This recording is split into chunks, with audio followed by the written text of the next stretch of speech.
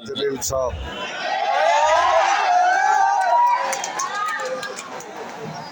मैं ज़्यादा देर तक अपने जहन में बात रखता नहीं हूँ। पिछले बार बिहार गया था और बिहार जाते वक्त एक सभा थी ऐसी ही इलेक्शन की। वहाँ पर मुझे गाड़ी में किसी ने बताया बिहार का मुख्यमंत्री, उत्तर प्रदेश का मुख्यमंत्री, माफ़ करिएगा, यूपी का मुख्यमंत्री योगी आदित्यनाथ ने एक दिन पहले मुसलमानों के ताल्लुक से बयान दिया था और उसमें ये कहा था कि मुसलमानों ने कटोरा उठा के पाकिस्तान चले जाओ। बस वैसे ही गाड़ी के अंदर किसी ने मुझे ये सुनाया और मैं सभा के लिए चला गया और वहाँ जाने के बाद सबसे पहले मैंने यही बात कही कि तकरीर शुरू करने से पहले उसका हिसाब चुकाया जाए। और मैंने क्या कहा था,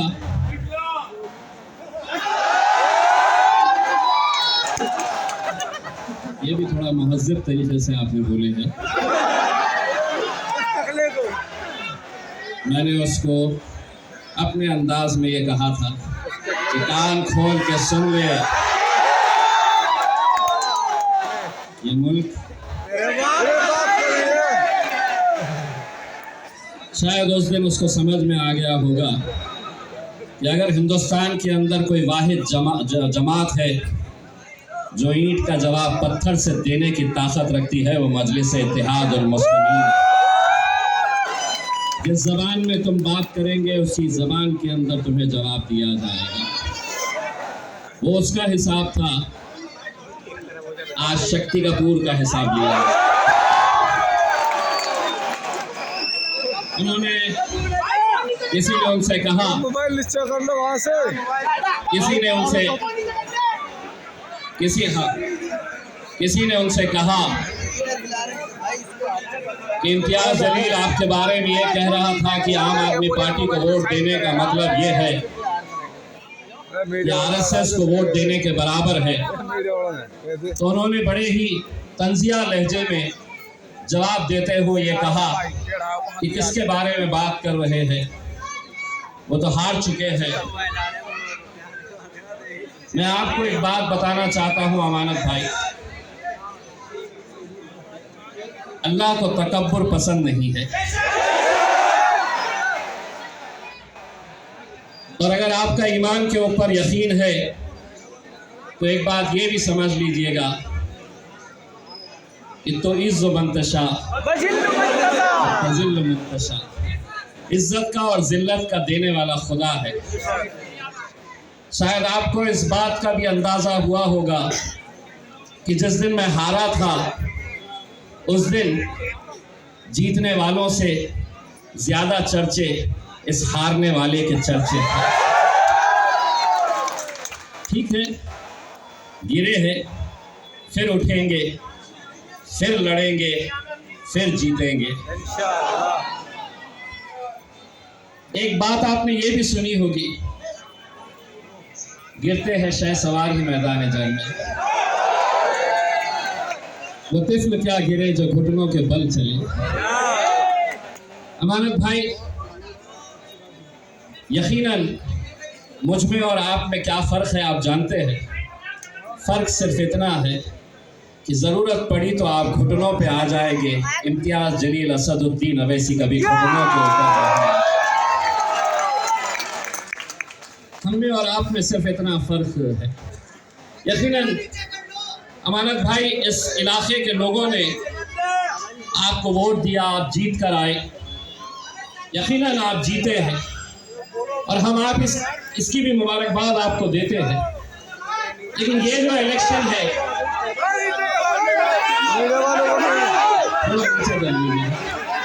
थोड़ा नीचे कर लीजिएगा।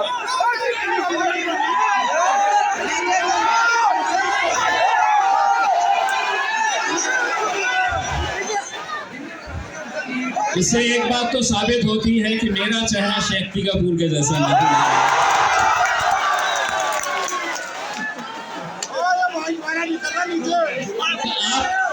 आप जीते, लेकिन लेकिन ये इलेक्शन, आपकी कल एक मैं तकरीर सुन रहा था जिसके अंदर आपने अपने बारे में बताया और मेरे क़ायद बैरिस्टर असदुद्दीन अवैसी साहब के बारे में जिस लहजे का आपने इस्तेमाल किया। ये इलेक्शन के अंदर मजलिस इत्तेहाद और मुस्लिमीन अगर चाहती तो हम 20 सीटें लड़ सकते थे, 40 लड़ सकते थे, 50 लड़ सकते थे, लेकिन हमने सिर्फ 2 ही सीटें लड़ने का फैसला किया और उसमें एक सीट यहाँ की ओखला की शिफा भाई की सीट थी। अमानत भाई, मैं दिल्ली का जिम्मेदार हूँ, असद भाई इतना यकीन रखते हैं। मैं आपको आज एक बात पूरी ईमानदारी के साथ कहना चाहता हूँ, शिफा भाई को मैंने कभी देखा नहीं हूँ, मैं कभी उनसे बात नहीं किया, ना कभी मेरी गुफ्तगू हुई, ना मैंने उनके साथ फोन के ऊपर बात किया। आज एक सियासतदान नहीं, एक दीवाना, एक जुनूनी, एक अपनी कौम से मोहब्बत करने वाला महमूद हमारे साथ जुड़ा है। आज आपको मैं बताना चाहता हूं, अगर शिफा भाई अगर हमारे उम्मीदवार नहीं रहते तो मजलिस इस महमूद को टिकट देने वाली थी। महमूद इलेक्शन लड़ने वाला था हमारे पास। पूरी दिल्ली की यूनिट, शोएब भाई हो, हमारे बुरे भाई हो, पूरे लोगों ने मुझे मनवाया था, लेकिन महमूद भाई, जब शिफा और रहमान के 2 बच्चों की तस्वीर हमारे सामने आई, उस दिन हमने ये फैसला किया कि हम इन 2 मासूम बच्चों के लिए खड़े रहेंगे, पूरी ताकत के साथ खड़े रहेंगे। नूरीन भाभी के लिए जो अपने शौहर को पिछले 5 साल से जेल के सलाखों के पीछे देख रही है, हम उनके लिए खड़े रहेंगे। हमने ये फैसला किया और आप हम पर इल्ज़ाम लगा रहे हैं, आप हम पर ये इल्ज़ाम लगा कर कह रहे हैं हम वोट काटने के लिए आए हैं। तो अमानत भाई, एक बात ये भी आप अच्छी तरह से सुन ले, अगर आप आम आदमी पार्टी के अंदर रहते या किसी और पार्टी के अंदर रहते और बिना वजह आपके ऊपर UAPA लगाया गया होता तो यकीन मानिए हम पार्टी को दरकिनार करते, आपके खिलाफ भी उम्मीदवार हम खड़ा नहीं करते, क्योंकि आप और हमारा, ठीक है आप अलग अलग पार्टियों के अंदर हम रहेंगे, जमहूरियत है, कोई अलग अलग पार्टियों में रह सकता है, लेकिन अमानत भाई, मेरा और आपका एक और रिश्ता भी है और वो कलमे का रिश्ता है।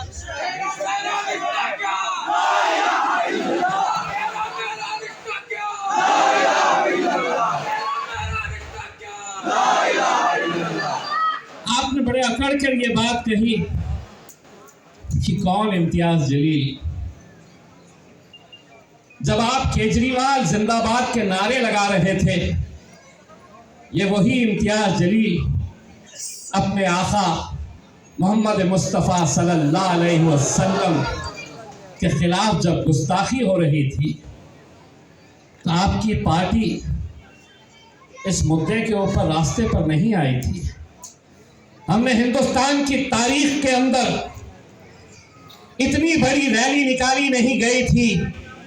जब आप अरविंद केजरीवाल जिंदाबाद के नारे लगा रहे थे तो मैं लब्बैक की आवाज दिया तो हजारों की तादाद के अंदर उस सरजमीन के ऊपर जहां पर शिवसेना और भारतीय जनता पार्टी की हुकूमत है, तुम अपने मालिक के लिए नारे लगा रहे थे और हम नारे तकबीर अल्लाहु अकबर कहकर रास्तों के ऊपर निकले थे। ये फर्क है हम में और तुम में। ये जो हवा चल रही है ना कहीं आपको भी महसूस हो रहा है।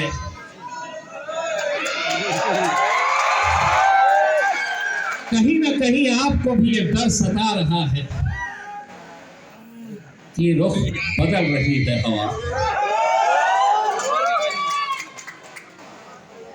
देखिए, मेरी एक बहन है जो कांग्रेस पार्टी की उम्मीदवार है, उनका भी एक बयान सुना कि शिफा भाई मेरे भाई जैसे हैं, नूरीन भाभी से मेरे बहुत अच्छे रिश्ते हैं, लेकिन MIM जो आई है वो वोट काटने के लिए मेरी बहन,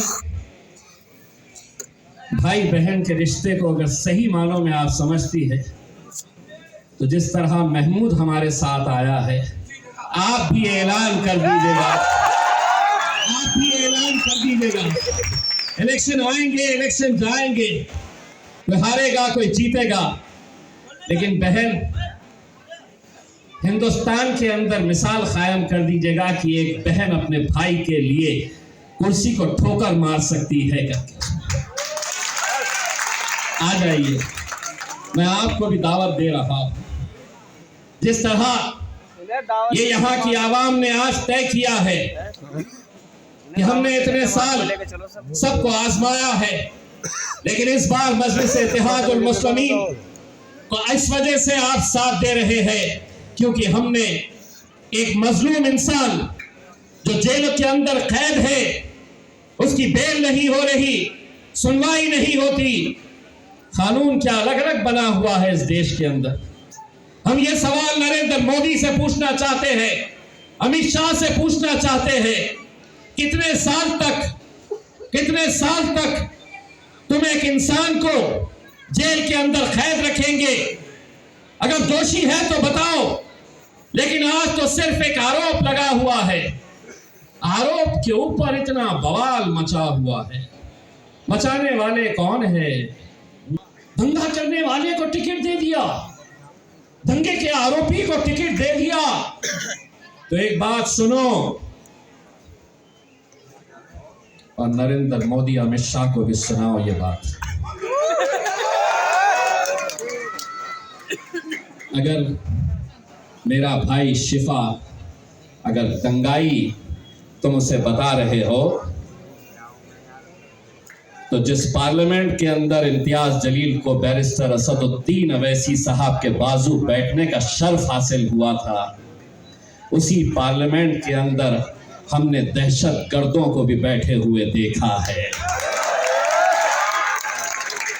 दहशत गर्दों को हमने देखा है, लेकिन उनके लिए कानून अलग, हमारे लिए कानून अलग।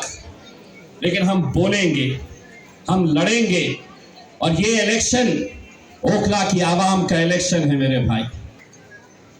अगर मैं ये कह रहा हूं कि उम्मीदवार यहां पर आपके बीच में नहीं है, इंशाअल्लाह दुआ करिएगा कि उन्हें बेल के ऊपर, पैरोल के ऊपर अदालत रिहा कर दे।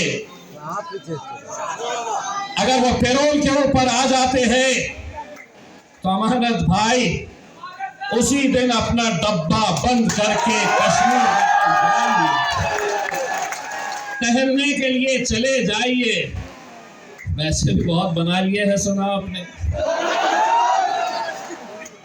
रखने के लिए जगह तो नहीं होंगी तो थोड़ा खर्च करके आ जाइए। लेकिन मेरे भाई ये इलेक्शन आप लोगों को लड़ना है, भूल जाना है। अगले कुछ दिनों तक हर शख्स अपना नाम यहाँ पर